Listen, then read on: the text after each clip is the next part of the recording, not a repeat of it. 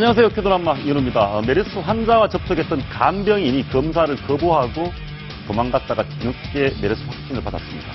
또 다른 환자 보호자는 메르스 발생 병원에 갔던 사실을 열흘 이상 숨기기도 했습니다. 통제 불능의 사각지대 여전히 있는 셈입니다. 한편 메르스 진원지인 중동의 수만 명 한국 근로자들은 지난 4년 동안 단 한 명도 감염되지 않았습니다. 그 이유는 뭘까요? 잠시 후 자세히 살펴보겠습니다.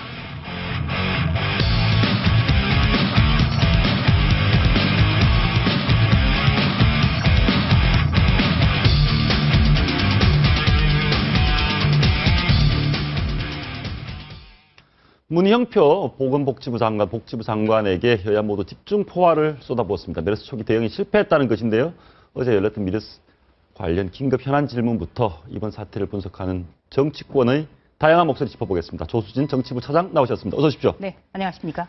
문희영표 장관 완전히 궁지에 몰렸는데 두둔해 주는 사람이 아무도 없습니다. 네, 어제 이 메르스 사태와 관련해서 국회에서 긴급 현안 질의가 열렸습니다. 네, 오전 10시부터 오후 2시 30분까지. 오후 낮 12시 30분까지 2시간 반 정도여서 그렇게 심도 있는 대화가 오가지 못했습니다. 그런데 문영표 장관이 좀 우물쭈물한 답변, 그리고 자신의 책임을 인정하지 않는 듯한 답변 때문에 여야가 한 목소리를 질타했습니다. 그래서 어제 긴급 현안 질의는 마치 문영표 장관에 대한 청문회 같다. 이런 평가가 많았습니다. 황교안 청문회는 조용한데 오히려. 네, 그래서요. 문제가 됐던 발언을 조금 소개를 해드리면 어제 여야 의원들은 여야를 가리지 않고 한 목소리로 초기 대응이 대단히 잘못됐다. 이 점을 중점적으로 파고 들어볼까요? 들었는데요. 저희가 준비한 내용이 있는데요. 전병헌 의원부터 공격을 많이 받았습니다. 내용 한번 보시죠. 문영표 장관이 말하면 그 반대로 된다고 해서 문영표의 저주라는 말까지 돌고 있다는 사실 알고 있습니까? 네, 처음 들었습니다. 참으로 답답한 일입니다. 빈틈이 이제까지 있었다는 것을 의미하는 것이죠? 예, 그렇습니다. 그럼 실패한 거죠? 그런 똑바로 측면에서, 대답하세요. 그런 측면에서 정책이 완벽하지 못했다는 것은 인정합니다. 사퇴론도 나오고. 근데 저분이 원래 연금 전문가 아닙니까? 네, 그렇습니다. 원래 이 국민연금과 관련해서 전문가고요. 예. KDI 국책연구원이죠. 네, 여기에서 수석전문위원으로 활동을 했고 박근혜 대통령과는 바로 박근혜 대통령이 야당 대표 시절에 그 국민연금 PF를 만든 적이 있었는데 여기에 핵심 인사로 활약을 했습니다. 그게 2005년의 일입니다. 바로 그래서 이 2005년에 인연이 이 장관 발탁으로까지 이어졌습니다. 그때 수첩에 메모가 됐는지는 알 수 없습니다만. 네, 조금 전에 들어보셨습니다만 우선 문영표의 저주, 그러니까 문영표 장관이 말하면 이 거꾸로 된다. 곧 진정될 거다 하면 심해지고. 그렇습니다. 어저께도 예를 들어서 오늘이 정점을 찍고 소강 국면으로 들었을 거다. 이런 취지의 답변을 했습니다만 어제 바로 10대 첫 확진자가 나왔죠. 네, 그리고 어제의 경우에도 지금 현재 상태는 주의 단계. 그러니까 지금 4단계로 나눠볼 수가 있는데요. 2단계 정도인 주의 단계를 유지하면 된다고 얘기를 했습니다만 오늘 아침에 최경환 국무총리 대행은 이 심각 단계로 2단계 올려야 된다라고까지 얘기를 했거든요. 그렇기 때문에 좀 문영표 장관으로서는 좀 그 불운한 측면도 있겠습니다만 본인이 얘기를 하면 계속 이 뒤집히는 현상, 이것 때문에 논란이 됐고요. 또 한 가지는 지금 이 정부가 제대로 초기에 대응을 하지 못했다는 것은 주제 사실입니다. 이견도 없습니다. 그렇다면 어제 문영표 장관이 여기에 대해서는 진솔하게 사과를 하는 게 좋았는데요. 어제 계속 의원들의 추궁에 조기에 안정시키겠다. 그리고 완벽하지 못했다는 점은 인정한다. 또 송구스럽게 생각한다. 이 정도 말에서 그쳐서 이 여야 의원들의 매를 벌었다. 이런 비판도 나옵니다. 그런데 장관부터 무슨 연금 전문가만 있고 이런 위기 대응, 감염병, 질병 이쪽은 사람이 없네요. 예, 이것이 참 아쉬운 부분인데요. 제가 99년에 그 의학 분업이 최고조에 달았을 때 보건복지부를 잠깐 출입한 적이 있었습니다. 네, 이때도 그 문제가 확산됐던 것이 이 보건복지, 그러니까 복지 분야도 있고 보건 분야도 있고 이 두 분야가 유기적으로 잘 이렇게 맞물려 돌아가야 되는데요. 항상 보면은 이 복지 전문가들이 좀 많이 그 전면에 들어서 있고 이 보건 문제는 뭔가 크게 문제가 되면 항상 이 뒷북성 대응을 한다라는 게 이제 보건복지부 내부에서도 그때부터 계속 지적이 되어 왔습니다. 십수년이 지났는데도 여전하고. 사실은 문영표 장관 같은 경우는 조금 전에 말씀드린 대로 연금 전문가고요. 그리고 지금 현재 청와대의 이 보건복지 문제를 책임지고 있는 고용복지수석 최원영 수석도요. 원래 이 보건복지부에 오래 몸담고 있었지만 가장 오래 있었던 것은 연금 분야입니다. 연금은 중요하지만 사실은 네. 당장 국민의 안전, 건강이 훨씬 더 중요할 것 같은데. 그래서 아마 예. 이제 곧 아마 개각도 있을 것으로 예상됩니다만 예. 앞으로는 좀 더 보건과 그리고 복지, 국민연금 이런 것들의 전문가가 두루두루 포진하는 것이 좋을 것 같다. 이런 지적이 아니, 나옵니다. 문희상 장관 좀 보기에 딱하긴 합니다만 뭐 완전히 뭐 잘못했다 이렇게 좀 사과를 좀 해도 될 텐데 초기 대응이 실패했다는 지적에는 동의를 안 하고 있습니다. 한번 들어보시겠습니다.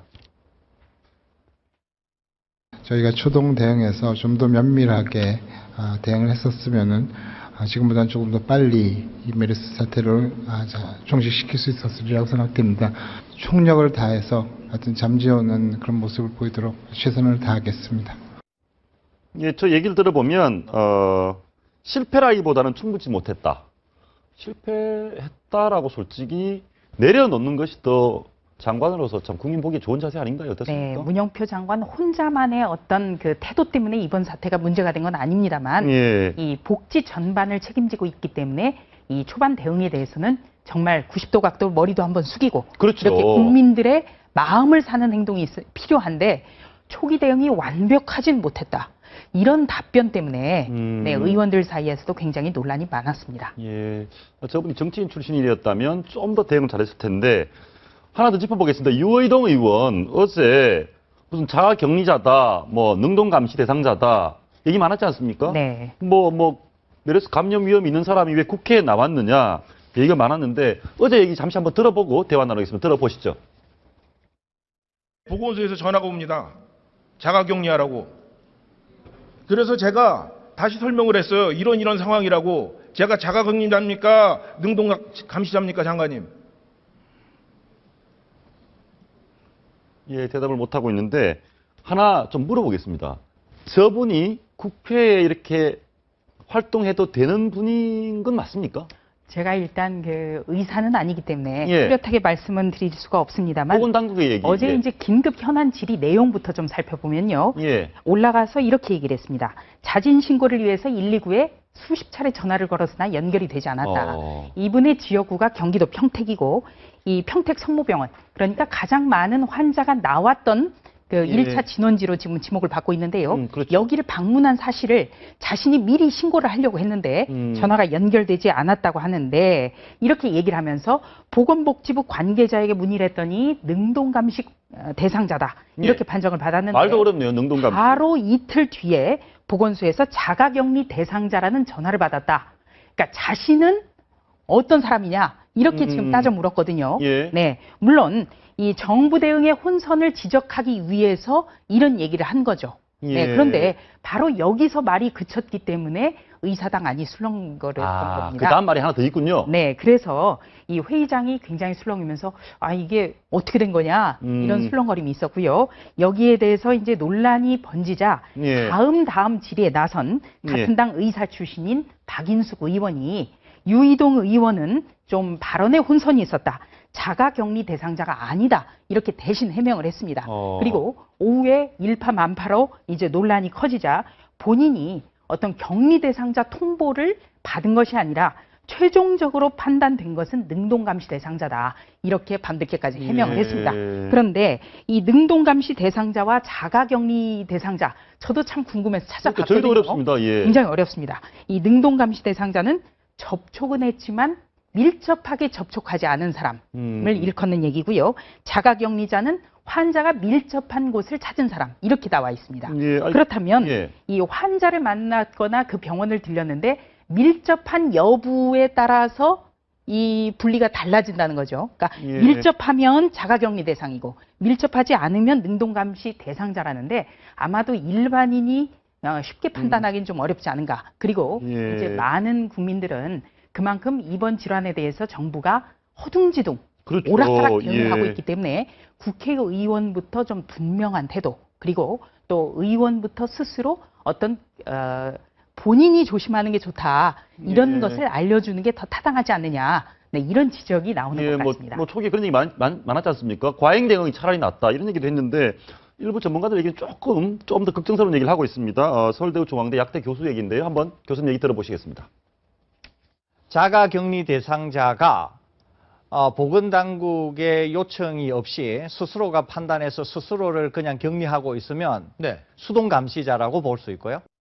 그 다음에 자기가 격리되어 있으면서 보건당국과 끊임없이 그 결과를 계속 체크받고 있으면 능동격리이기 때문에 능동감시와 수동감시 그리고 격리는 아무 관계가 없는 거죠, 사실. 저 말씀을 들어보면 참 보건당국 얘기를 어디까지 믿어야 될지 어찌됐건 뭐 좀 돌아다니는 게 안 좋을 수도 있다 이런 말로도 들리거든요. 그리고 이제 그 어젯밤에 한 방송사의 복지부 관계자가 인터뷰를 했던데요. 예. 자가격리와 능동감시는 같은 거다. 이런 발언까지 나오기 때문에 지금 더 혼선이 빚어지는 것 같습니다. 예. 지금 조금 소강 국면으로 분명히 가야 됩니다만 아직도 그 환자의 확산이 늘어나고 있기 때문에 예. 바로 이 문제부터 이 기준부터 지금이라도 명확하게 해주는 것이 필요해 보입니다. 아니 대한민국 국회의원까지 이렇게 헷갈릴 정도면 정말 이번 대책 문제가 많은 것 같습니다. 대통령께서도 고민이 많으실 텐데 방미 미국 가시죠? 네. 가신답니까? 안 가신답니까? 가지 말아야 된다는 얘기도 많습니다. 네. 우선은요, 이 대통령의 방미 일정을 살펴보면 14일부터 19일까지입니다. 네, 14일부터 3일간은 워싱턴을 방문하고요. 예. 이 가운데는 한미 정상회담 등이 예정이 돼 있습니다. 오바마 대통령이 만나는군요. 네, 예. 그리고요, 17일과 18일 이틀 동안에는 휴스턴에 갑니다. 이 휴스턴이라는 곳은 그 미국의 우주 개발의 아주 심장부와 그렇죠. 같은 곳입니다. 예, 예. 그렇기 때문에 과학기술이라든지 우리 재외동포와의 간담회라든지 여러 가지 행사가 있습니다만 지금 워낙에 이 메르스 전국에 대한 국민의 불안감이 크고 또 정부의 초기 대응이 워낙 잘못됐고 심지어는 이번 사태에서 대통령의 모습은 전혀 보이지 않았다라는 비판까지 아주 거세기 때문에 근데 그 병원 공개하라는 건 대통령께서도 공개하라 말씀하셨지 않습니까? 네, 그런데 이제 그 과정에서도 처음에는 대통령이 병원을 공개하라고 얘기를 했다가 다시 한 이틀 정도는 그렇죠. 공개를 안 했다가 다시 대통령이 공개해야 된다고 지시를 하면서 최경환 경제부총리 총리 그렇죠. 대행이 일요일 오전에서야 발표를 했습니다. 그리고 또 3시간 만에 병원 이름이 틀렸다고 아주 이 정부의 망신을 당했죠. 우왕좌왕 예. 이것을 한면에 보여주는 결과만 나왔는데요. 그래서 이 14일부터 19일까지 방미 기간 그다지 짧지는 않습니다만 많은 분들이 꼭 이번에 세월호 정국이라든지 또 여러 가지 사태, 국민이 고통을 겪었을 때는 대통령이 떠나 있는 때가 있었다. 이번이 처음이 아니다. 그렇기 때문에 국민들이 좀 신뢰를 더 안 하지 않느냐 이런 지적을 내놓고 있고요. 청와대에서는 이 한미 정상회담 그리고 이 한미 양국 간의 그 해결해야 될 논의해야 될 쟁점이 워낙에 많기 때문에 가야 한다. 다만 이런 경우에는 이 휴스턴 일정 정도는 그 취소하고 그러니까 이 일정을 좁혀서 다녀오는 방안 등을 검토하고 있다. 가장 변수는 이 메르스다. 이번 주에 메르스가 더 이상 확산되지 않고 진정이 된다면 이렇게 조건을 달면서 일정 검토를 하고 있음을 조심스럽게 시사를 했습니다. 제가 방금 재밌는 얘기를 들은 정치인들마다 시각이 다른데요. 저도 예상치 못한 얘기도 나옵니다. 한번 들어보시겠습니다. 메르스를 잡겠다는 그런 강력한 의지를 보여주셔야 할 때라고 생각하고요. 최고 지도자가 외국 순방길에 지금 이 국면에서 나서는 거는 무책임합니다. 우리나라 최고 우방인 미국과의 관계는 정말 중요합니다. 다만 대통령께서 국민의 고통과 함께한다라고 하는 그런 성정만 가지고 계신다면 왜 지금 방미하는 걸 반대하겠습니까? 이종걸 원내대표 얘기는 좀 생소합니다. 이종걸 원내대표가 예전에 대통령을 원색적으로 비난한 적도 있었기 때문에 지금 대통령께서 국민과 함께하고 있는 마음만 진심이라면 가셔도 된다 이렇게 얘기를 했습니다. 네, 많은 분들이 놀라와 있습니다. 그러네요. 이건 이종걸 원내대표의 발언이기 때문에 제가 그냥 옮겨드리는 것뿐인데요. 몇 년 전에는 바로 대통령을 향해서 그년이라고 발언도 했고 최근에는 대통령에게 호들갑 떤다. 이렇게 발언을 했다가 청와대에서 반격을 당하는 일까지 빚어졌습니다. 그런 가운데 최고 우방인 미국과의 관계는 정말 중요하다. 진정한 마음만 있다면 왜 못 가겠느냐. 네, 아주 신선하다는 반응이 나왔습니다. 이종걸 원내대표가 정말 좀 변하는 것 아니냐. 이런 관측까지 나왔습니다만 여기에 아주 뼈가 있습니다. 제가 쭉 전체 이 라디오 인터뷰를 다시 한번 다 읽어봤는데요. 국민의 고통과 함께 한다면 그 성적만 갖고 있다면 누가 반대를 하겠느냐. 다만 성완종 리스트 그리고 이 여러 가지 국민이 신음할 때 나가 있었다. 이렇게 못을 박았습니다. 그러나 전체적인 맥락은 굉장히 점잖아졌다.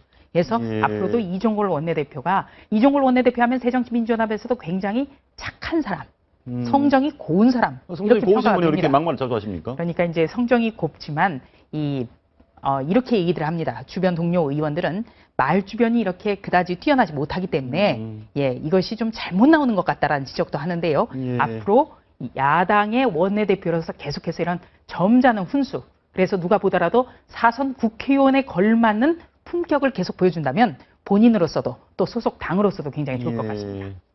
아니 뭐 메르스를 계기로 해서 원내대표 되셨는데 조금 달라지시면 좋겠고요.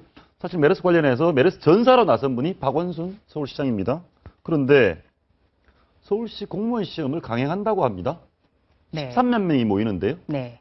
바로 이제 서울시 공무원 하면 가장 인기 있는 직장 중에 하나입니다. 네, 13일로 예정이 돼 있는데요.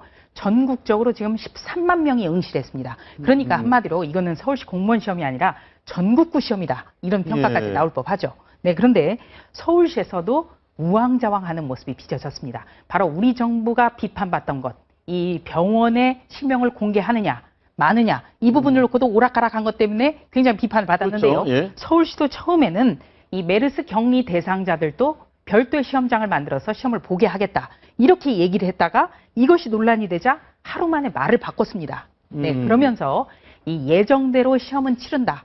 이렇게 얘기를 하면서 또 전제를 달았죠.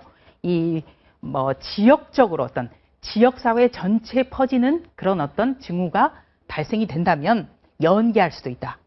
그래서 이게 대체 뭐냐? 이런 지적이 많습니다. 결론이 뭡니까? 시험 네, 칩니까? 가장 중요한 것은 이 13일로 예정이 돼 있습니다만 지금 정부의 오락가락한 태도가 가장 비판받는 거 바로 대통령의 분명한 발언이 없었기 때문 아니겠습니까? 예. 이 13만 명이 취업 전쟁 속을 뚫고 지금 준비하고 있는 이 시험에는 박원순 서울시장의 분명한 답변이 나와야 됩니다. 그러니까 예정대로 한다든지 아니면 연기를 한다든지 분명한 박원순 서울시장의 입장 표명이 필요합니다. 아니, 박 시장께서 스스로 메르스 전사를 자처하셨고 1,500명 그릴 수도 있다라고 이렇게 굉장히 과잉 대응도 필요하다고 말씀하신 분인데 그 당시에 논란을 벌였던 부분이 있습니다.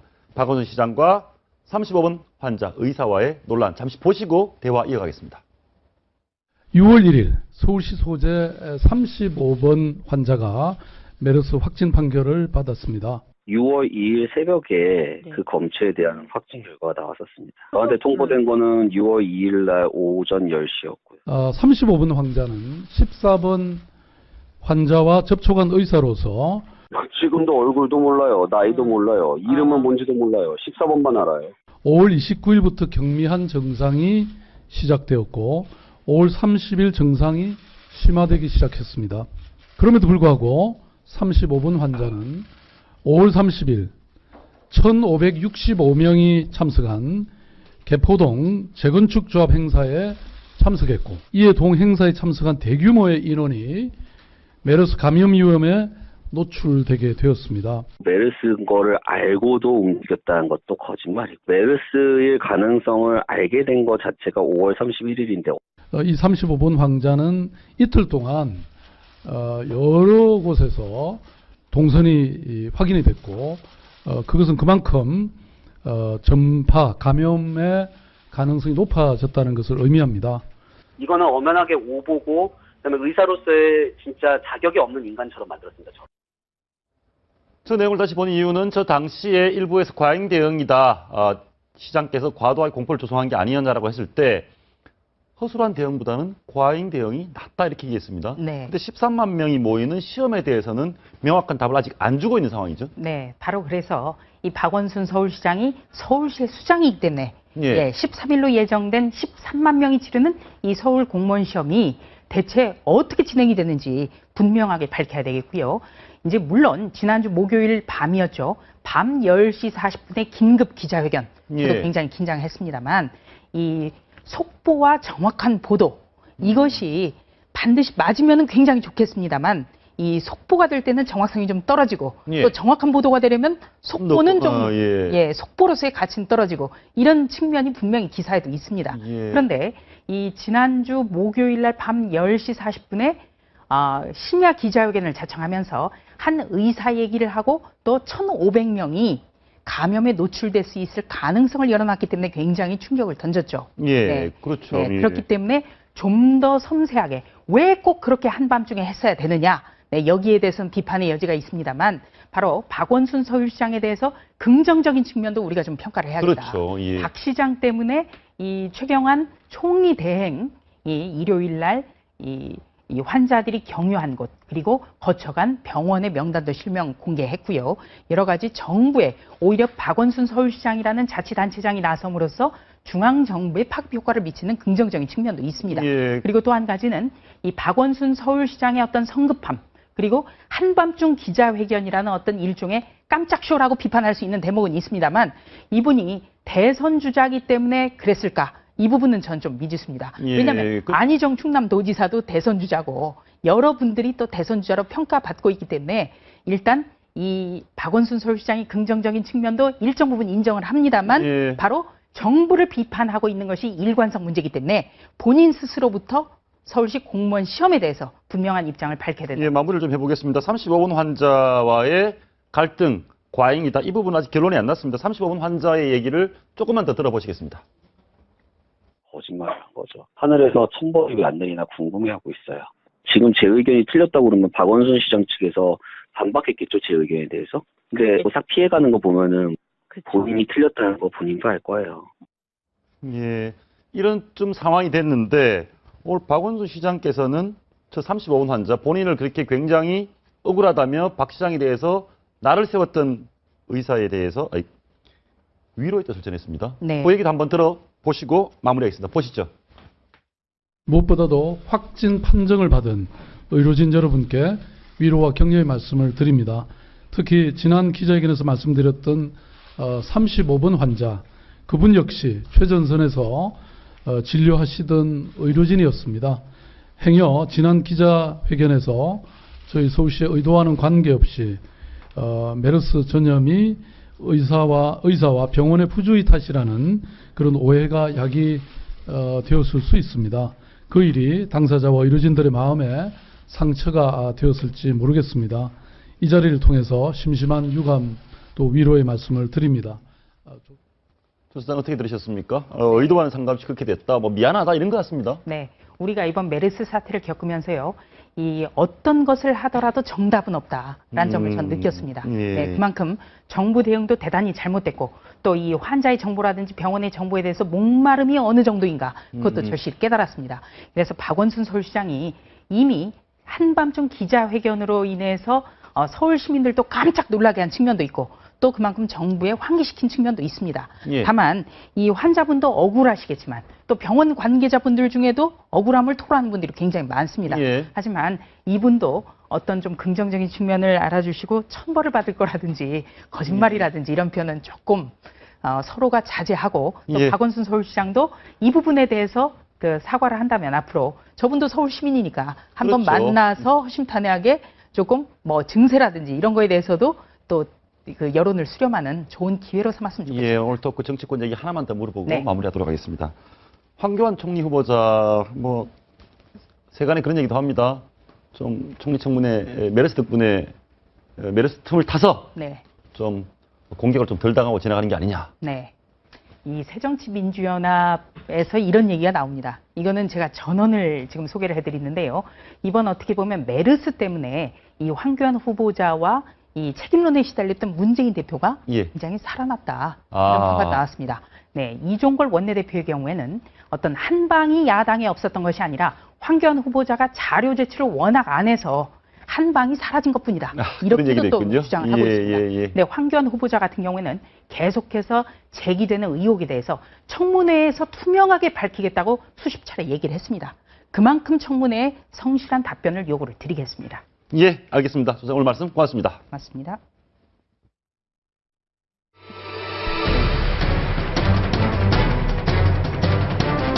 CCTV로 확인을 해보니 응급실 메인 구역에는 안 들어간 걸로 확인됐습니다.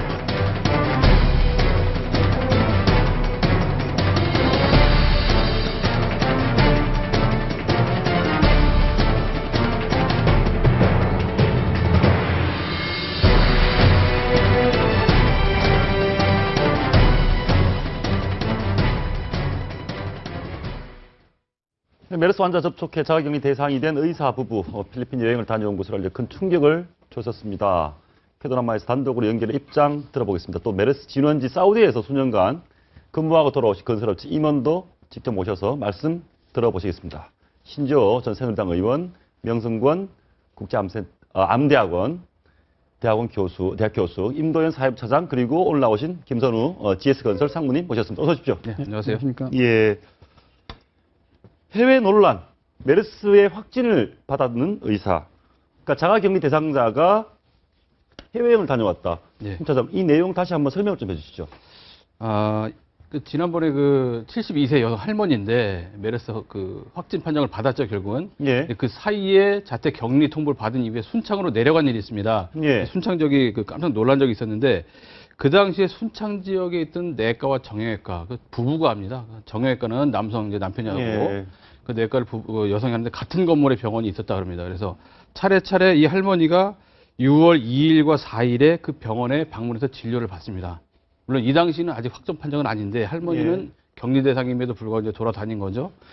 그리고 나서 이 두 의사는 6월 4일 오후에 이 할머니가 확진됐다는 소식을 이제 언론을 통해서 이제 접하고 나서요. 예. 그런 사실은 알았지만 본인들은 자택 격리 통보를 받은 적이 없다라고 주장을 하고 있습니다. 아마 이게 그 당국에서는 직접 전화 연락이 안 갔기 때문에 문자 메시지나 이렇게 우회적으로 통보를 한 것 같은데요. 예. 그 부부는 그 사실을 이제 자택 그 격리 통보를 받지 못했다고 생각을 하고 알겠습니다. 지난 주말에 이제 해외로 출국했다가 급거 하루 만에 귀국을 하는 이런 해프닝이 있었죠. 예, 해프닝이 있었다. 어쨌든 간에 국민들 입장에서는 자가격리 대상자 의사분이 왜 해외에 나갔느냐 이런 얘기 있는데 전북 순창 최선영 내과의원 원장님, 최선영 원장님 전화 연결돼 있습니다. 원장님 나오 계십니까? 네, 안녕하세요. 예. 원장님 병원 영업 중지되셨네요. 병원 문 닫으셨죠? 저희 스스로 닫은 겁니다. 예, 뭐 좀 피해가 좀 크실 것 같은데요? 네네. 예. 메르스 환자 다녀간 후에 내과뿐만 아니라 예. 같은 건물의 정형외과까지 바로 다음 날 6월 5일부터 진료를 중지했고요. 예. 보건소에 진료 중지를 해야 될지 문의를 했으나 권한이 없다는 답변만 듣고 그냥 저희가 질병 확산 방지에 스스로 한 결정입니다. 스스로 문을 닫으셨는데 네네네. 아니 근데 여러 언론이나 국민들로부터 아니 자가격리 대상자인데 뭐 그 알고도 네. 어떻게 해외로 나가신 것처럼 그렇게 알려져 있는 부분이 있습니다. 비판도 많이 네네. 받으셨는데 좀 네네, 억울하시겠는데요? 사실과 다르고요. 예. 예, 그 당시 저는 환자와 대면하지를 않아서 처음부터 자택 격리 대상자가 아니었고요. 예. 네네. 6월 4일 발열로 환자분이 내과에 내원 후에 예. 검역관, 그러니까 전문가죠. 검역관께서는 발열 2일 전에 진료한 정형외과 의료진은 격리 대상이 아니라 판정했는데 예. 이틀 만에 전북도에서 자가 격리 대상에 넣었고 왜 판정이 바뀌었는지 전북도에 문의하니 예. 다시 자가 격리 대상이 아니라고 한 거죠. 예. 아니 그러면 지금은 직원들 뭐 간호사라든가 다른 직원들은 다 격리가 돼 있습니까? 그때 직접 대면한 6명의 의료진은 지금 자가 격리 대상이 된 거죠. 예. 그러면 원장님 말씀대로라면 보건당국의 지시와 판정대로 했는데 굉장히 감염 위험을 높인 사람으로 이렇게 일종의 매도되고 있죠. 질타를 네네. 받고 있는데요. 예. 네네. 아니 항의는 안 하셨습니까? 항의는? 그래서 거기에 대해서 자가 격리 대상이 왜 2일 만에 다시 바뀐 거냐 하고 문의를 했더니 그때 매뉴얼을 보고 다시 자가 격리 대상이 아니라고 한 거죠. 예. 네, 아마 질병관리 그런 매뉴얼과 전문가 의견을 무시하여서 생긴 결과가 아닌가 싶습니다. 예. 이렇게 혼선이 됐다 보니까 원장님 같은 피해자도 생기는데 네네. 내과 전문의로서 볼 때 네네. 메르스하고 독감하고 비교했을 때 어떻습니까? 지금 계절 독감이나 신종플루 치사율은 0.1에서 한 0.2%가 되고요. 예. 사스 같은 경우는 9.6%의 치사율이었고요. 예. 메르스는 국내에서 지금 현재 6월 8일까지 예. 6.8%의 치사율을 보이고 있어서 예. 중독에 비해서 굉장히 낮은 치사율을 보이고 있고요. 예. 사망자도 대개 노인이나 중증 환자 위주입니다. 예. 우리나라 의료기관 특성상 환자 밀집도도 굉장히 높고 중환자 예. 상태로 와서 바이러스 분출이 많아서 전파력이 커졌던 것으로 생각됩니다. 예. 네네. 원장님, 근데 순창에는 한 네. 마을 주민 105명이 집단 격리 중이기도 합니다. 혹시 그 네네. 마을 분위기는 어떠신가요? 혹시 아시는가요? 그 말을 의문품을 가지고 찾아가 봤었는데, 예. 실제로 70가구가 지금, 일상생활이나 이런 게 굉장한 불편을 겪고 있고요. 예. 물론 지자체 또한 밤을 새워가면서 일하고 있고 지원품을 많이 보내고 있지만, 지금 상황이 길어지면서 굉장히 역부족입니다. 예. 네, 정부 차원에서 더 많은 지원책이 필요하고요. 예. 또한 지역사회 거점 병원 지정을 빨리 해서 이 불안을 잠재우는 것이 절실하다고 생각합니다. 예, 원장님 오늘 말씀 감사합니다. 네, 감사합니다. 예. 네. 지금 말씀 들으셨는데 어떠십니까? 아니 뭐 본인은 아니라고 해서 보건당국이 자가격리가 아니라고 해서 갔다 왔는데 갔다 와 보니까 무슨 뭐 병균을 가진 사람이 막 퍼뜨린 것처럼 이렇게 예. 이게 우리나라 이게 예. 네, 지금 사실 그 앞선 그 삼성서울병원에 예. 응급실에 그 35번 메르스 확진 환자 의사 있지 않습니까? 예. 지금 박 시장이 긴급 브리핑하면서 이제 좀 논란이 됐던 부분도 마찬가지인데요. 지금 계속 보면 그 정확하지 않은 정보 때문에 많은 혼란이 있는 것 같습니다. 예. 지금 현재 사실 그 35번 환자 같은 경우에도 자기가 1,500명 이상이 되는 조합원청에 갔을 때 본인은 증상이 없다고 진술을 했다고 합니다. 보건복지부에. 그런데 그게 어떤 자료에 오류가 있었는지 그 당시에도 증상이 있는 상태에서 갔다 이렇게 전해져서 그 문제가 됐던 거 아닙니까? 사실이 아닌데 사실이 과장이 됐죠. 됐죠. 예. 그리고 그 부분은 물론 뭐 지금 현재로서는 누구 말이 맞냐 그런 논란이 있긴 한데 논란이 있는 것 자체가 문제라는 거예요. 그러니까 무슨 얘기냐면 그런 중요한 문제를 이야기할 때는 좀 그 사실관계를 기본적으로 좀 확인했어야 된다고 저는 생각이 되고요. 지금 이번에 이제 순창 지금 이 의사 부부도 마찬가지입니다. 이 부부도 마찬가지로 지금 소문이 확진을 받았던 환자를 진료한 상태에서 어디 외국 놀러 갔다 이런 식으로 돼 있는데요. 지금 말씀 들어보시면 지금 이제 증상이 있는 상태에서 진료를 받던 게 아니거든요. 그러니까요. 그리고 기본적으로 그 나중에 확진이 됐다 할지라도 이게 지금 증상이 없는 잠복기인 상태, 보통 이제 2일에서 14일로 보고 있는데요. 그 상태는 현재로서는 그렇죠. 전 세계적인 데이터로 보면 감염력이 있는 것은 지금 증거는 아직까지는 없습니다. 그런 상태이기 때문에 지금 또 하나의 문제 중에 하나는 그 격리 문제인데요. 지금 그 자가격리와 그다음에 능동감시 요 구분을 어떻게 하고 있냐면 지금 그 보건당국에서 약간씩 바뀌어지고 있습니다. 처음에 그 자가격리는 어떤 경우였냐면요. 그냥 2m에서 2m 근접 거리 내에서 1시간 이상 동안 면접, 페이스 투 페이스로 있는 상황을 맨 처음에 규정을 했었는데 근데 그 뒤로 이제 좀 바뀐 거는 6월 8일인가요? 7일에는 어떻게 바뀌었냐면 30분에서 1시간 정도로 좀 다시 또 이제 단축이 됐습니다. 근데 사실 이런 경우에 2m 내에서 30분 이상 혹은 이렇게 했을 때 과연 얼마나 많은 사람들이 또 증상이 발현되느냐. 현재로서는 데이터가 충분하지만 않지만 상당히 가능성은 낮은 것으로 되어 있습니다. 그리고 또 하나는 밀접 접촉의 개념에 대해서도 미국 같은 경우에는 사실 프롤롱드 피리어드라고 그래서 명확하게 규정하지 않고 있고요. 그다음에 영국 같은 경우에는 15분 이상으로 좀 굉장히 우리나라가 지금 이게 메르스라는 게 새로 생긴 질병이다 보니까 굉장히 이제 정확한 그게 없는데 지금 화면에도 속보로 나오고 있는데 임산부가 확진 판결을 받았습니다. 조금 전에 나온 내용인데 2013년도에도 사실 그 유나이티드 아랍 에미리트 그러니까 UAE 쪽인가요? 거기에서도 첫 케이스가 제가 나온 걸로 알고 있고요. 임산부가 걸리면 약도 못 쓰지 않습니까?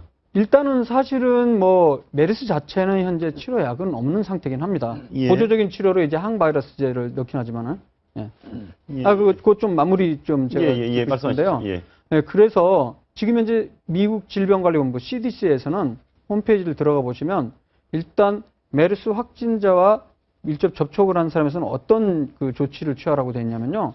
바로 자가격리는 아닙니다. 일단은 그 증상 유무가 나오는지를 잘 관찰을 하고 만약에 증상이 생겼을 때는 바로 의료인들을 만나서 그때부터 시작해서 이제 격리가 시작돼야 된다. 이렇게 되어 있습니다. 근데 우리나라 같은 경우는 아마 너무 확산되는 속도가 이례적으로 크기 때문에 좀 더 엄격하게 이른바 과잉대응이면 과잉대응이라는 전략을 좀 쓰는 것 같습니다. 이 부분에도 사실 저는 좀 논란이 있는데요. 사실 증상도 전혀 없고 약간 좀 멀리 떨어지는 데 있는 사람을 2주 동안이나 직업도 있는 사람들이 자가격리 아무 증상도 없다는 거 한 부분에 대해서는 좀 더 논의가 필요하다고 생각이 됩니다. 그리고 아까 병원 얘기인데 지금 의원님 어떻습니까? 정부가 혹시 저렇게 병원을 폐쇄를 한 데 대해서 피해가 막심할 텐데 네, 당연히 보상을 해줘야죠. 정부가 폐쇄를 했으면 거기에 따른 보상을 해줘야 되고요. 해줍니까? 지금 병원 보상해준다는 얘기까지는 아직 나오지 않았던 것 같은데. 지금 그 얘기가 지금 진행 중에 있는 걸로 알고 있습니다. 그 다음에 그 WHO 사무총장이 어제 그런 조언을 했습니다. 이 메르스 환자를 다루는 병원의 숫자를 일단 팍 줄여라. 그게 굉장히 중요하다. 이게 병원 숫자가 많아지면 많아질수록 더욱더 통제하기 곤란한 상황이 오기 때문에. 근데 오늘 한 가지 그 희소식이 있습니다. 그러니까 경기도의 경우는요. 보니까 그 경기 남경필 도지사하고요. 그 도내 주요 병원들 있잖아요. 뭐 분당 서울병원, 뭐 차병원, 아주대병원에 30몇 개 병원이 민관 네트워크 협약식을 해가지고요. 그 30몇 개 병원에서만 메르스 관련 치료를 하기로 이런 식으로 지금 결정이 됐다 그러죠. 어제 문영복지부 장관이 이제 기로에 섰다 곧 마무리되기를 기대한다고 했는데 여기 한번 보시죠. 메르스 환자 현황인데요. 색깔이 이게 지금 분홍색이 평택성모병원입니다. 여기서 집중적으로 발생했다가 거의 사라졌고요. 그리고 삼성 서울병원이 이렇게 주말까지 많아졌다가 이렇게 줄었습니다. 이걸로 볼 때 어떻습니까, 임 차장? 추세적으로 볼 때는 확진자 숫자라든가 환자가 줄고 있는 추세로 볼 수 있습니까? 그래서 지금 그 그래프에 나타난 그 갈색이 서울병원 확진자 숫자인데요. 그분들이 그럼 감염됐던 것이 5월 말로 추정을 하고 있지 않습니까? 5월 말. 그래서 이제 잠복기를 거쳐서 6월 6일, 7일 주말 사이에 이제 확진된 걸로 보고. 그렇죠. 그 뒤였기 때문에 잠복기. 이 당시에 감염되신 분들은 이제 거의 다 나온 걸로. 그래서 지금까지 3차 감염이 나왔지만, 근데 1차 감염에서 2차 감염, 3차 감염까지 사실 지난주 수요일이면 고비다 이런 보도가 있었지만 결국 2차 감염, 3차 감염이 퍼졌거든요. 그래서 이게 그 악의 순환고리처럼 계속 반복되고 있는데 이번 주 말에 과연 4차 감염이 안 나올 것인가? 나오면 저 그래프가 지금 올라갔다 내려갔다 하지 않습니까? 다시 올라갈 수 있고 이번 주 말까지 가면 안 나올 수 있는데 저는 물론 의료인 전문가가 아니기 때문에 확언은 못합니다만 아직까지 4차 감염자 소식이 없다는 것은 희소식인 것 같습니다. 아직까지는 희소식이다. 그런데 오늘 새로 병원 추가가 됐습니다. 여의도 성모병원, 서울 아산병원, 큰 대형 병원 두 곳이 확진 환자가 또 생겼습니다. 나오고 있습니다. 저 말은 추가적으로 저런 병원에서 또 저 병원을 통해서 경유병원을 통해서 이 잠재되어 있던 잠복기 있는 환자가 더 발생할 수 있다는 의미죠. 네, 그렇게 추정을 할 수 있겠는데요. 그래도 좀 다행인 것은요. 특히 이제 서울 아산병원 같은 경우도 굉장히 큰 병원인데 거기에 이제 환자가 한 몇십 분 이상 오래 머물지 않은 것으로 알고 있습니다. 10분 내외 정도. 그리고 거기에서 발생한 환자는 다른 입원 환자분이 아니었고요. 그 응급실 앞에서 그 도와주는 그 경비인가요? 그걸 담당했던 분이고요. 근데 조금 그래도 주의해야 될 부분이요. 아까 제가 말씀드렸던 대로 원래 이제 바이러스가 전파가 되는 조건 중에 하나가 2m 내에서 최소한 맨 처음에는 1시간 이상이었다가 30분에서 1시간이었는데 딱 10분 정도밖에 머물지는 않았거든요. 제가 궁금한 게 그걸 희소식으로 볼지 비극으로 볼지 경비원이 환자 잠시 붙들어주는 딱 10분 만에 감염이 됐다라는 것은 그만큼 강력히 더 많이 감염될 수도 있다는 거 아닙니까? 네, 그래서 그 부분이 조금 우려가 되는 바이고요. 그래도 지금 제가 다른 그 기존의 연구 논문들을 정리를 해보니까 평균적으로 사우디 같은 경우에서도 예를 들어서 11분이나 13분 정도가 평균이었던 그런 보고도 있습니다. 우리가 생각하는 것보다 30분, 1시간이 아니고 10분 내외 정도 접촉을 하는 경우에도 충분히 감염의 가능성이 있고 또 하나 이제 경비원이 했던 거는 정말 밀접하게 했을 겁니다. 아마 부축해주느라고. 그런데 다행인 거는 그 환자분이 거기에 오랫동안 예를 들어서 우리 삼성서울병원에서 2차 그 유행이 생긴 거는 27일부터 29일까지 2박 3일 동안 응급실에 있었거든요. 근데 그런 부분이 아니기 때문에 우리 잘 얘기를 해주셨는데 이번에 이제 그 숫자가 줄어드느냐 여부는 바로 제 3차 진원지가 새로 생기느냐 안 생기느냐인데요. 그것이 바로 이번 주말이 그 수치를 보게 되면 어느 정도 결과가 나올 것 같습니다. 국민들이 굉장히 불안한 게 계속 발병한 병원도 늘어나고 발병한 병원이 늘어나니까 경유병원도 발병 환자가 경유했던 병원도 더 늘어나고 있습니다. 지금 병원에서 어떤 불안감이 있는지 저희가 한번 준비해봤습니다. 들어보시죠. 문진하고 이제 10분 정도 걸렸었는데 진료가 오래 걸릴 것 같으니까 이제 다른 데로 가셨거든요. 나 무서워 죽겠어요. 빨리 가고 싶어요. 공포에 떨고도 여기 병실 다 비었어요. 환자들이 없어. 지금 저렇게 굉장히 불안해하고 있습니다. 예. 심지어 일부는 그 어떻습니까? 지금 의사협회라든가 일부 관계자들은 폐질환 있는 대한민국의 환자 전수조사를 하자 이런 얘기도 나오고 있죠, 임 차장. 예, 그래서 제가 방금 보건복지부 소식 들은 걸 보면 내일 폐렴 환자에 대해서 메르스 확진 검사를 한다, 전수조사를 한다는 소식을 들었는데요. 그 소식이라고 보고요. 본인이 환자인지 아닌지 본인 스스로 잘 모르는 사람들이 많습니다. 여기에 대해서 정부가 적극적으로 취할 수 있는 조사가 바로 내일 취하기로 했던 폐렴 환자에 대한 전수조사가 아닌가 싶고, 지금도 그 외에 메르스 한라인이라든가 여러 통로가 있지만 일반인들이 전화를 통해서 내가 메르스인지 아닌지 물어보기가 상당히 어려운 게 현실입니다. 또 한 가지 지금 나아지고 있는 건데 저는 이번에 이렇게까지 참사가 벌어지게 된 게 정부가 정보 관리에 있어서 실패를 했다. 정보 관리라는 게 굉장히 중요한데 중앙정부와 지방정부 간에, 그 다음에 정부와 의료기관 간에 일단 공유를 해야 됩니다. 정보를 실시간으로 공유를 하고, 그 다음 단계에 이제 일반인들에게 공개하는 건 그 다음 단계라고 볼 수가 있는데, 지금 삼성서울병원하고 강동경희병원인가요? 서로 그냥 핑퐁을 치면서 왔다 갔다 하다가 나중에 건국대에 와가지고, 자기가 삼성서울병원 갔다 왔다는 얘기를 하지도 않아가지고 확진 판정을 받고 건국대 병원 응급실이 폐쇄되는 이런 사태가 벌어졌는데, 그게 바로 정보를 환자에 관한 정보를 의료기관하고 공유를 안 해서 그런데, 다행히도 이게 6월 6일 밤 10시부터 환자 정보를 공유할 수 있는 시스템이 이제 가동이 됐기 때문에 그런 불행은 이제 재발을 안 할 거라고. 이번 주말을 계기로, 이번 주 초를 계기로 좀 가라앉으면 좋겠고요. 아까 지금 김선우 상무님,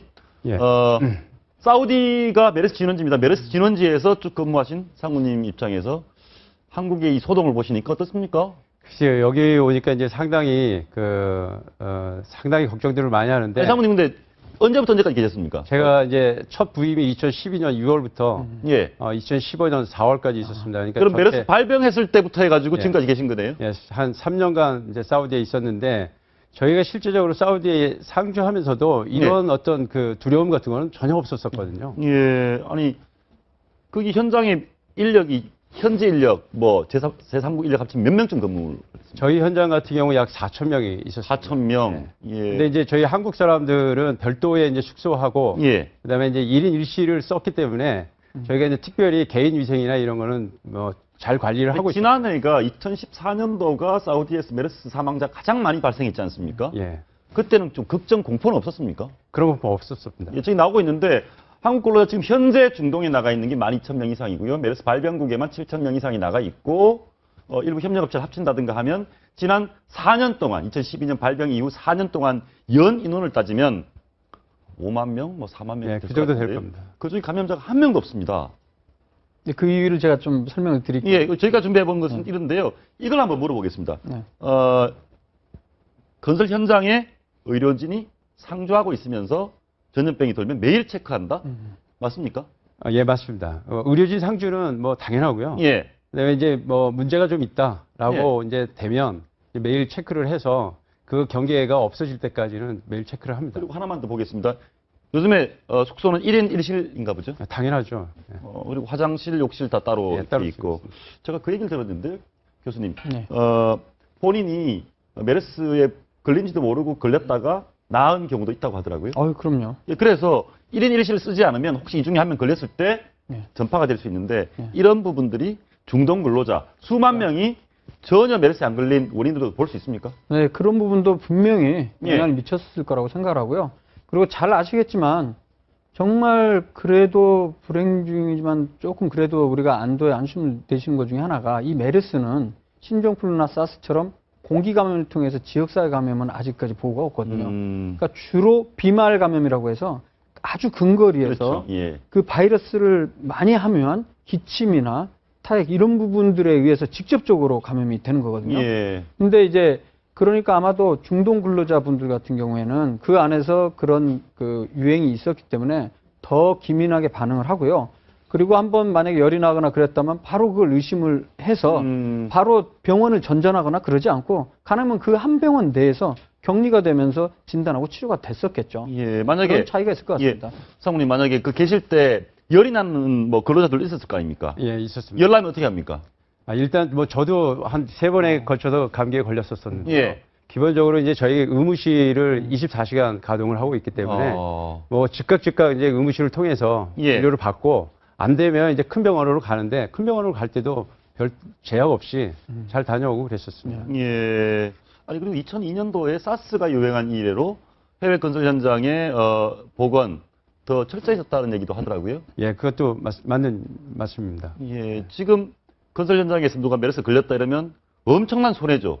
공기도 넣고. 예, 저희 같은 경우는 이제 공기가 이제 결국은 이제 프로젝트의 이제 성공의 실패 좌우를 정해진 기한 내에 공사를 완료하는 게. 예, 그렇습니다. 그래서 이런 질병이 있다고 하면 이제 현장이 폐쇄되는 문제까지 발생이 되기 때문에 이 문제 저희가 위생 문제는 상당히 중시하고 다루고 있습니다. 아니 근데 지금 말씀 들어보니까 중동 사우디 메르스 진원지인 사우디가 한국보다 메르스에 대해서는 건설 현장 안에만 있습니다. 안전해 보이는데 제가 오늘 몇 분 만나보니까 휴가 사우디에 근무하시다가 휴가 나왔는데 친지들이 안 만나려고 한다 그렇게 얘기합니다. 아, 예, 그런 우스갯소리도 있긴 합니다. 그래서 이제 실제로 그렇다고 하는데요? 예, 실제로 저희 회사에서도 지금 현재 피크 타임이라고 생각을 하고 있기 때문에 저희도 일정을 휴가 일정이라든지 출장 일정을 좀 조정을 해서 일정을 좀 뒤로 미루고 있습니다. 중동 사우디 들어가는 일정 말입니까? 아닙니다. 그쪽에서 나오는 일정을. 그러니까 중동이 사우디 훨씬 안전한데 한국으로 나오는 일정 조절한다고요? 한국에 나왔다가 혹시 감염이 돼서 또 갈까 봐 걱정하는 거거든요. 예. 그 사모님 계셨던 현장은 프로젝트가 얼마짜리 프로젝트인가요? 한 6억 불 됐습니다. 6억 불이면 한 6천억. 예, 6천억. 그 중에 뭐 근로자 중에 감염자가 한 명 나오면 6천억 중에 수천억이 날아가는 거네요. 예, 그렇습니다. 예. 사실 하나 참고로 그 정정할 게 있다면 원래 이게 2012년 9월 사우디에서 확진 처음은 받았지만 거슬러 올라가면요. 그보다 한 5개월 전 2012년 4월 정도에 요르단에서 먼저 유행이 11명이나 병원 내에 있었습니다. 그래서 나중에 다시 거슬러서 확인해 보니까 그 11명 중에 사망했던 2명의 샘플을 갖고 확인해 보니까 이 바이러스가 발견이 돼서 사실 순서로 따지면 일단 요르단에서 2012년도 4월이 가장 최초였다. 뭐 수백 명이 사망하고 한 것은 역시 사우디고. 근데 지금 상무님하고 똑같은 얘기를 우리 축구 선수 사우디에서 뛰고 있는 축구 선수도 똑같은 얘기를 하고 있습니다. 얘기 한번 들어보시겠습니다. 사우디 현지에서는 별로 메르스에 대한 큰 걱정이 없습니다. 지금 한국이 더 위험해요. 외곽지에 있는 사람들이 그런 부분이 많이 걸렸었고 또 노인분들이 많이 그런 걸렸었는데 도시 쪽에 있는 사람들이랑 뭐 그런 별 걱정 자체는 메르스 자체를 걱정을 하고 있지 않습니다. 예, 말씀 들어봤는데요. 지금 상무님 말씀 들어보니까 아니 그 수백 명 중 사우디가 훨씬 더 안전해서 한국에 나오기를 오래 꺼려하는 이런 상황. 예, 다음에 또 사우디도 근무는 안 하십니까? 하게 되면 해야죠, 이제. 하게 되면. 가실 때는 어쨌든 메르스나 이런 전염병 공포는 없다는 말씀이시죠? 예, 거기 쪽에서는 뭐 그런 공포는 없었습니다. 예, 알겠습니다. 상무님 말씀 여기까지 되겠습니다. 고맙습니다. 지금 말씀 들어보니까 오히려 한국이 더 안전한 이런 상태입니다. 지금 저희가 얘기를 보니까 의료진이 상주하고 있고 또 1인 1실 우리나라 지금 응급실 같은 데 사람들이 굉장히 밀집돼 있지 않습니까? 오히려 중동 건설 현장이 더 보건 관리가 잘 되는 상황이네요. 네, 그렇죠. 지금 그 중동 같은 경우에는 이미 경험들이 있기 때문에 철저하게 열이 나면 미리부터 방역을 체계가 가동이 되기 때문에 더 이상 퍼질 위험이 없는데요. 사실 우리나라도 지금 일단 2차 유행까지 해서 이제 95명까지 됐는데 제 생각에는 이런 경험들이 이제 축적이 됐기 때문에 더 이상 이렇게 많이 유행할 가능성은 더 줄어들지 않을까 생각하고요. 좀 더 의료진들도 이제 기민해졌고 우리 국민들도 그런 부분에 대해서 좀 많이 인지를 하기 때문에 좀 이제 수그러들지 않을까 이런 예측을 해봅니다. 의원님도 처음에는 굉장히 걱정을 많이 하셨을 텐데 우리 임 차장께서도 보니까 굉장한 고통이 있을 거다 생각을 했는데 완치된 분들 얘기는 좀 다릅니다. 네, 그렇습니다. 뭐 독감 비슷했다 이런 얘기도 하네요. 그 두 번째 그 완치돼서 퇴원하신 분이 실제로 이제 병원 하시는 분이 환자를 진료하다가 본인도 감염돼서 확진됐던 그 5번 환자 아니었습니까? 어제 퇴원했는데 실제 그 통증을 가장 큰 것을 7이라고 본다 그러면 근육통은 한 반 정도 얘기를 했었고. 통증이 7이면 절반이요? 예, 그래서 뭐 견딜만 했다는 얘기였고. 실제 증상도 뭐 독감보다는 쉬웠다. 근데 이분의 경우에는 그거보다는 자신이 경영했던 병원에 대한 루머가 더 고통스러웠다. 그러네요. 그 얘기 한번 들어보시겠습니다. 직접. 환자분들, 퇴원하신, 완치되신 환자분들 얘기 한번 들어보시겠습니다.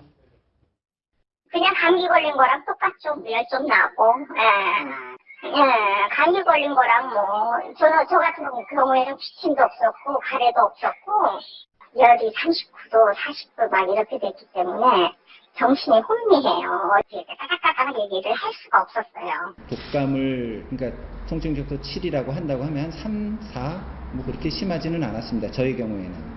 열이 나는 게 이제 주고요. 병의 증상인지 치료약의 증상인지는 모르지만 부작용이 좀 있었죠. 지금 말씀을 들어보면 어떻습니까? 저희가 공포가 과잉했던 것입니까? 아니면 정보가 너무 없었던 거 아닙니까? 뭐 질병의 증세에 대해서도 그렇고 정보가 너무 없었던. 아니 일단은 가장 큰 거는요. 지금 현재 전 세계적인 지금 2012년도 그러니까 9월 그리고 원래는 요르단 2012년 4월 5월 이후로 현재까지 이제 1200명 이상이 나왔는데 문제는 치명률 즉 사망률이 40%나 되다 보니까 일단 그거 자체가 공포죠. 아, 그게 공포였다. 거기서부터 공포가 시작되긴 했는데 그 뒤로 나온 그 데이터들을 종합해 보면요. 예를 들어서 사우디에서 수백 명의 환자에 대한 보고를 보면 특히 이제 의료인들도 한 25% 이상 되는데 의료인들 중 즉 기저질환이 없는 사람들의 경우는 무증상이 약 60% 이상입니다. 아, 증상이 없는 사람이 60% 이상이고요. 그렇기 때문에 이제 이렇게 생각하시면 됩니다. 바이러스가 몸 안에 들어오면 본인이 감염되는지도 모르고 지나가는 사람들이 상당히 많고요. 반 이상이 되고요. 그리고 혹시라도 증상을 느낀다 하더라도 진짜 단순 감기 정도 앓고 한 2, 3일 있다 좋아지는 경우도 많고요.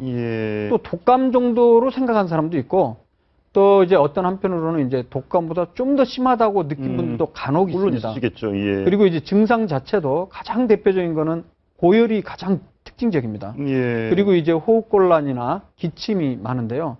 우리나라 지금 그 발생한 분들의 그 자료가 최근에 좀 어제 나왔는데 그 경우는 열이 생각보다 아주 많지는 않았습니다. 아마도 그거는 우리가 이제 더 많은 사람들을 더 철저하게 초반에 이렇게 걸러내다 보니까 증상들이 완벽하게 많이 나오지 않은 상태이기 때문에 약간 그 양상은 다른 것 같습니다. 근데 저희가 국민 입장에서는 뭐 이렇게 증세도 심하지가 않다고 하고 잘만 치료하면 낫는다고 알고 싶은데 차분히 대응할래도 국민들이 좀 무리입니다. 안내도 제대로 안 되고요. 그렇죠. 전화하면 한번 들어보실까요? 이 대학병원 응급실 사람들 얘기를 들어보면 뭐 없다, 모르겠다, 여기 말고 딴 데 얘기 좀 들어봐라. 얘기 한번 들어보시죠. 일선 병원에다가 진단시약 배포한다고 들었는데 혹시? 아직 저희는 없고, 아직 그런 거 없고요. 그런 관련 문의하시는 곳 알려드릴게요. 저희는 뭐라고 거기에 대해서 정확하게 답변 드릴 만한 게 안 나왔거든요. 아, 그럼 병원 업무대서도 지금 받을 수 있는 데가 없나요? 저희는 그렇게 알고 있어요. 근데 그런 것도 저희 병원밖에 저희는 모르기 때문에 그쪽으로 전화 주셔서 다른 거 다 여쭤보세요. 메르스 관련 전화는.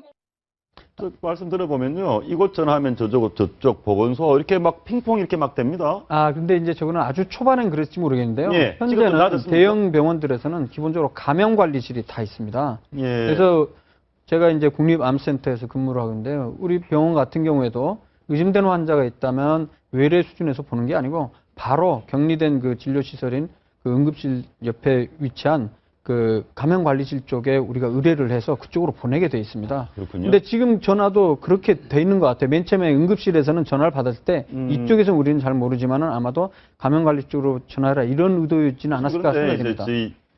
내가 혹시 걸렸을지도 모른다라고 불안한 입장에서는 전화했는데 자꾸 이쪽 저쪽 전화하기 힘들거든요. 우리 임 차장 측이 혹시 내가 메르스 걸렸으면 어떡할까 이런 데 대한 체크 포인트를 좀 한번 짚어줬으면 좋겠어요. 일단은 환자가 발생한 병원에 갔으면 일단은 조심해야 되는 거죠.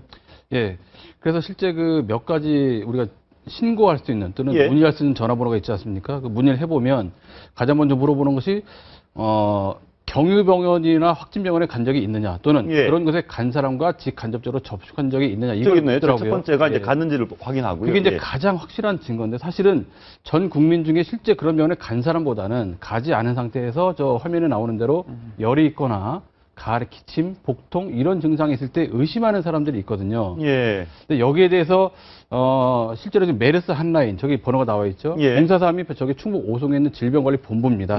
번호 자체가 좀 외우기 어려워서 좀 단순화시켜 써야 되는데 저것도 있고 복지부의 콜센터도 있고 또 서울시 같은 경우는 다산 콜센터가 있습니다. 그런데 전화를 해보면 되는데 조금 전에 우리 교수님께서는 사실은 좀 지금 많이 개선됐다고 하지만 사실은 전문병원의 응급실까지 전화할 정도면 몇 차례 거친 겁니다.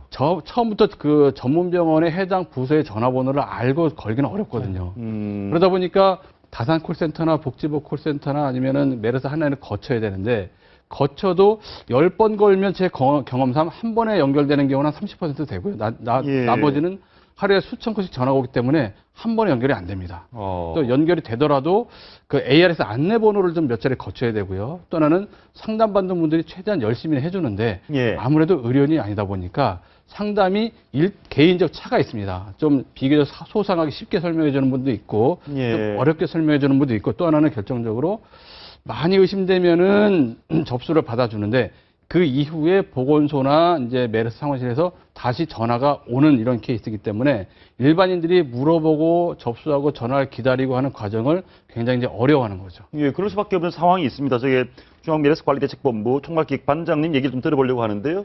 뭔가 이 전화 연결하고 안내해 주는데도 좀 일반 국민 입장에서 불편할 수밖에 없는 상황이 있습니다. 한번 들어보시겠습니다. 과거 에볼라 때 한라인으로 사용한 번호인 043-719-7777을 이제는 메르스 한라인으로 변경해서 전체 국민들에게 본 적이 없는데 좀 황당하죠.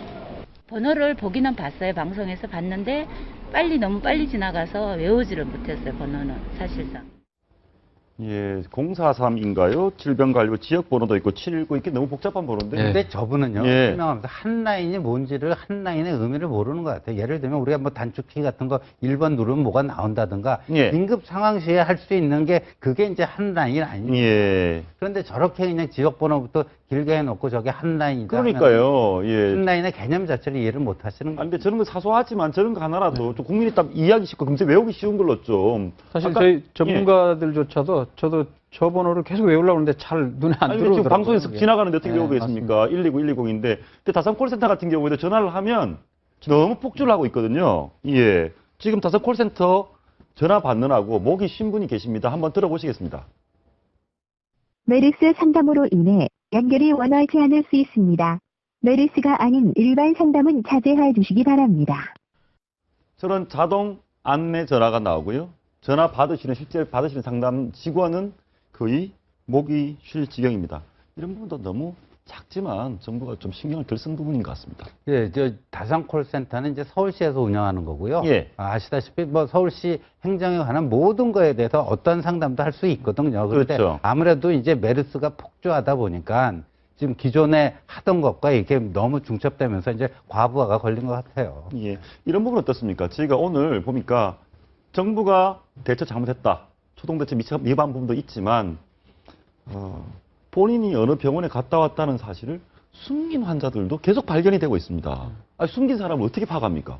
그렇죠. 있었죠. 그 오늘 추가 확진자 8명 중에 1명인 그 90번째 그 확진자가 60살 먹은 남성입니다. 근데 이 사건은 사실은 그 병원과 환자와 정보의 불신이 이제 드러난 종합 선물 세트 같은 케이스인데 환자 본인은 자신이 삼성 서울병원에 있었다는 사실을 숨겼습니다. 왜냐하면 거기 있었다가 왔다고 하면 병원에서 안 받아줄까. 안 받아줄까봐. 내가 그 감염자가 많이 발생한 병원을 들렀다고 물론 하면 본인이 그렇게 말하지는 않았지만 그렇게 추정을 합니다. 또 병원에서는 이 사람이 증상이 이상한데 아무리 물어봐도 삼성 서울병원 갔다 왔단 말을 안 하는데 나중에 가족들에게 추궁을 하니까 그제서야 지난달 5월 그 27일인가 8일에 7시간 동안 응급실에 있던 사실을 얘기를 했습니다. 근데 이 사람이 그 사이에 증상이 좀 많이 안 좋아졌습니다. 그래서 결국은 제대로 증상을 설명하지 않고 빨리 치료받지 않다 보니까 본인도 증상이 안 좋아지고 그렇다고 해서 환자만 또 비난할 수 있는 것이냐면 실제로 열이 나는 환자를 거부하는 병원들이 있거든요. 그럼 병원과 환자의 이런 그 어떤 불신이 결국 초기에 막을 수 있는 것을 사태를 키운 이런 그 문제가 생기는데 결국은 더 큰 문제는 뭐냐 하면 삼성 서울병원에 갔다 온 이후에 이 사람이 지금 대전 을지대병원에 입원해 있는데요. 그 사이에 옥천 지역의 다른 병원 3군데를 돌았습니다. 그리고 그 사이에 옥천병원 3군데를 돌면서 또 다른 간접적인 그 경유자 접촉자들이 있을 수 있거든요. 이 부분이 이제 더 큰 문제가 되는 거죠. 이런 거 어떻습니까? 그러면 좀 외람되지만 어쨌든 간에 뭐 자기가 병원에서 안 받아줄까 봐 걱정해서 그렇지만 자기가 확진 병원을 감염된 병원을 갔다 와서 사실 숨긴 저 환자, 또 열을 나는 환자를 안 받은 병원, 어떻게 저희가 강제할 수 있는 방법은 없습니까? 그러니까 아까 그거죠. 이제 환자 관련 정보를 정부가 갖고 있는 정보를 의료기관하고 공유를 안 해서 일어난 비극이에요, 이게.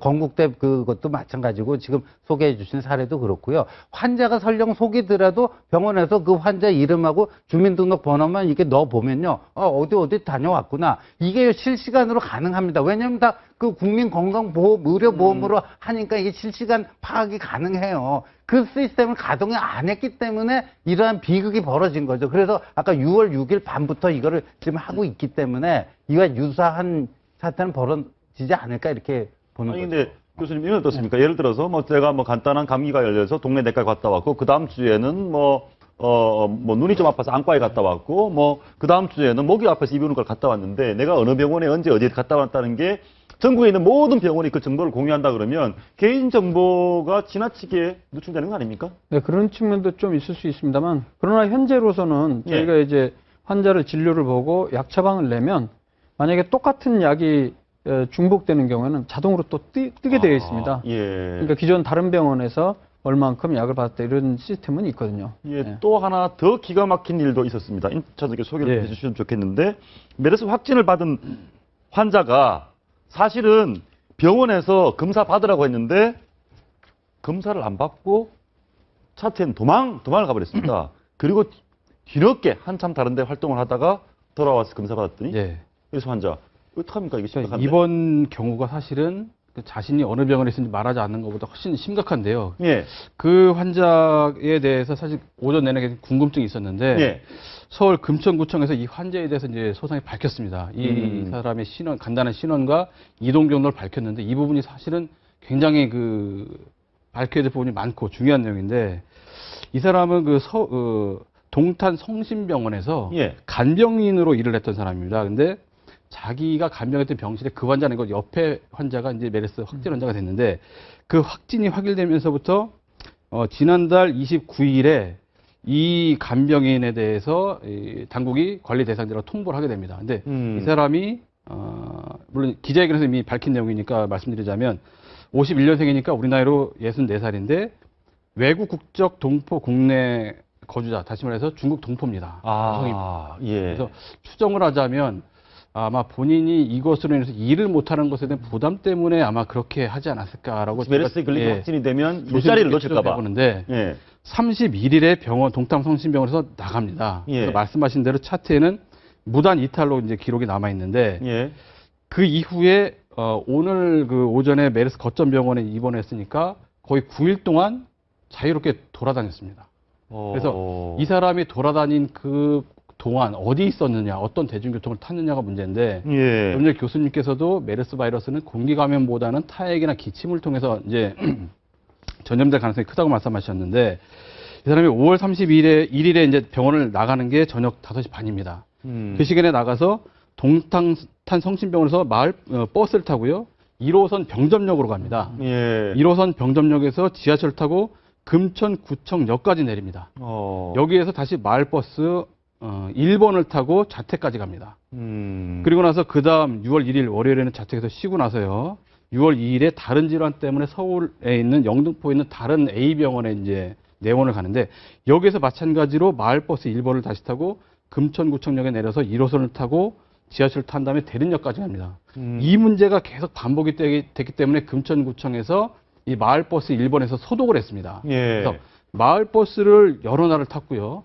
지하철 1호선을 여러 번 탔기 때문에 여기에서 옆자리에 탄 승객 또는 마주본 승객들이 어떻게 접촉이 됐는지는 전혀 파악이 안 돼 있습니다. 아니 진짜 어떡합니까? 이게 메르스에 사실상 걸린 사람인데 이 사람이 열흘 동안이나 구청과 보건당국이 밝혀야 될 부분이 이 사람의 동선과 정확한 시간을 파악해서 어떤 사람이 같은 버스에 탔고 어떤 사람이 같은 지하철에 탔는지를 빨리 확인해야 되고요. 또 이 사람이 다른 병으로 질환차 진료받기 위해서 갔던 서울 A병원도 사실은 이 여성의 말이 맞다면 경유병원이 되는 겁니다. 그 부분도 빨리 확인해 봐야 되기 때문에 이 사람이 9일 동안 거의 무방비 상태로 돌아다녔다는 부분이 사실은 지금까지는 이제 병원 내 감염만 있었는데 지역 감염을 막기 위해서는 동선을 역추적해서 방역 활동을 하고 이 간접적인 접촉자들을 빨리 확인해보는 작업이 지금 시급합니다. 그러니까 이것도 휴대폰 위치 추적했으면 되는 거 아닙니까? 그 울릉도에 가 있던 분 그 데리고 왔잖아요. 배 띄워가지고. 예. 그런 것처럼 이분도 휴대폰 위치 추적을 했으면 될 텐데 왜 이렇게 방치해놨는지 이게 의문이죠. 그런데 좀 이제 중요한 것 중에 핵심 포인트는 뭐냐면요. 이분이 지금 27일부터 29일 사이였던가요? 예, 27일부터 이틀간 같은 병실에 있었다고 해요. 15번. 예, 그렇죠. 그렇다면 이제 우리가 그 가장 중요한 거는 제가 말씀드렸던 대로 증상 유무입니다. 증상 유무. 증상이 이제 발현하려면 이제 27일부터 접촉을 했으면 이틀에서 2주니까요. 만약에 지금까지 만약에 증상이 없었다면 그래도 좀 안심이 되고요. 증상이 있었다 할지라도 아까 말씀드렸지만은 아주 그 긴밀한 페이스 투 페이스로 접촉을 아주 오랫동안 해야 된다는 그런 부분이 있기 때문에. 알겠습니다. 예, 지금 중요한 과제를 하나 던져졌습니다. 지금 본인이 걸렸는데 확진이 됐는데 열흘 동안 거리를 활보한 그분의 동선 빨리 파악해야 될 것 같습니다. 오늘 말씀 고맙습니다. 네, 감사합니다. 오케이, 오늘 마치겠습니다. 시청해주신 여러분 고맙습니다.